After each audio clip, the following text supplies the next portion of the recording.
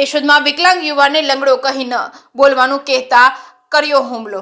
કેશોદના આંબાવાડી વિસ્તારમાં બનેલી ઘટનાના સીસીટીવી ફૂટેજ થયા છે વાયરલ। દેશના વડાપ્રધાન નરેન્દ્ર મોદી દ્વારા વિકલાંગ લોકોને, દિવ્યાંગ અને માનસિક વિકલાંગ લોકો માટે વિવિધ યોજનાઓ જાહેર કરી સમાજમાં સ્વમાનભેર જીવન વિતાવી શકે તેવા પ્રયત્નો કરવામાં આવી રહ્યા છે। ત્યારે કેશોદમાં વિકલાંગ યુવાનને લંગડો કહીને બોલાવતા શખ્સને ના પાડી ઉશ્કેરાઈને પોતાના અન્ય પરિવારજનોને મળતિયાઓને બોલાવી મારઝૂટ કરી કપડાં ફાડી નાખ્યા હતા। કેશોદ પોલીસ સ્ટેશનમાં ફરિયાદ કરનાર રજનીભાઈ કિશોરભાઈ સંઘાણી આંબાવાડી વિસ્તારમાં રહેતા હોય, નિયમિતપણે પાનની દુકાન, પાનનો મસાલો ખાવા આવતા જતા હોય। ત્યારે વિનોદ ઉર્ફે પીલો અખિયા નામનો શખ્સ છાસવારે લંગડો કહી બોલાવતા હોય, જેથી ફરિયાદી વિકલાંગ યુવાન રજનીભાઈ એ લંગડો કહેવાની ના પાડતા સામાન્ય રકઝક બોલાચાલી થતા વિનોદ ઉર્ફે પીલો અખિયા એ પોતાના પરિવારજનો અને સંબંધી મિત્રો મનસુખભાઈ અખિયા, વિજયભાઈ અખિયા, મયુરભાઈ વાઘેલા, સુરેશભાઈ વાઘેલાને બોલાવતા તમામ ઇસમોએ ઉશ્કેરાઈ વિકલાંગ યુવાન પર હુમલો કરનારના ઈરાદે ઝપાઝપી કરી ધોલપાટ કરી હતી અને ટી-શર્ટ ફાડી નાખ્યું હતું। પાનની દુકાને ઉભેલા અન્ય ગ્રાહકો અને રાહદારીઓએ રાડારાડ કરતા છૂટા પાડેલા હતા। વિકલાંગ યુવાનોને